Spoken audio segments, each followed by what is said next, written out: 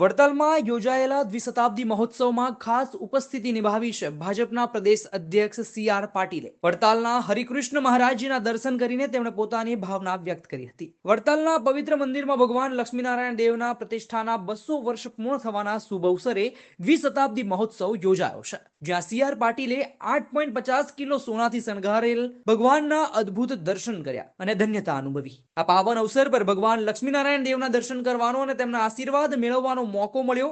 આ સંતોના આશીર્વાદ મેળવીને ધન્યતા અનુભવી તેમ સી.આર. પાટીલે જણાવ્યું હતું. સી.આર. પાટીલનું ફૂલહારથી ભવ્ય સ્વાગત કરવામાં આવ્યું. મંદિરમાં તેમણે ભગવાનની લીલાઓનું અદ્ભુત વર્ણન કર્યું, જ્યાં ધારાસભ્ય પંકજભાઈ દેસાઈ, સાંસદ દેવસિંહ ચૌહાણ અને ભાજપના ઘણા કાર્યકરો પણ ઉપસ્થિત રહ્યા હતા. આ પવિત્ર પ્રસંગે સત્સંગ અને ધાર્મિક ઉત્સાહથી ધન્ય વડતાલમાં ધાર્મિક અને સામાજિક સંગઠનો સાથે અનેક શ્રદ્ધાળુઓએ પણ ભાગ લીધો અને મંદિરના આ ભવ્ય ઉજવણીના દ્રશ્યો અદ્ભુત મોહક રહ્યા.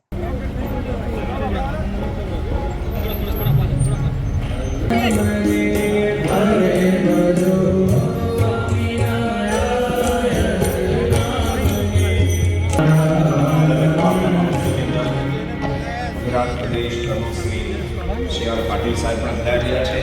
એક વાર જોરદાર તાળીઓથી અને પાટીલ સાહેબનું પણ વૈભવ એ પણ આમાં આપણને મળતા હોય છે.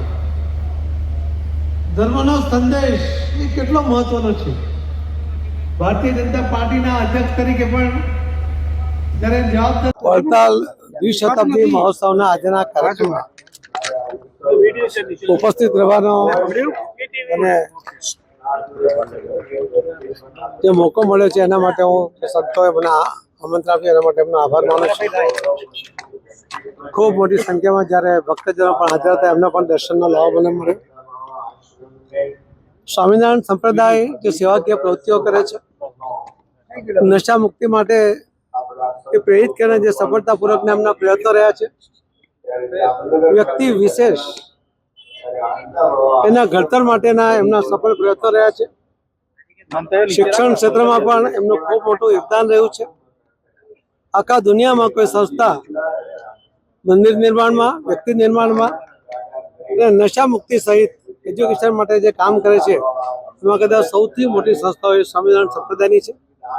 તો એમના ચરણે વંદન કરીને મેં એમને પ્રધાનમંત્રી શ્રી નરેન્દ્ર મોદી સાહેબે જળ સંચય, જન ભાગીદારી, જળ આંદોલનમાં ફેરવવાની વાત કરી છે, જે યોજના બનાવી છે એમાં એમનો સાથ સહકાર માંગ્યો છે. સ્વામીજીએ પોતે આજે બધા જ ભક્તજનોને, જ્યારે હજારોની સંખ્યામાં ભક્તજનો છે એમની હાજરીમાં એ સંકલ્પ લેવડાવ્યો હોય એના માટે પણ હું એમનો ખૂબ ખૂબ આભાર માનું છું.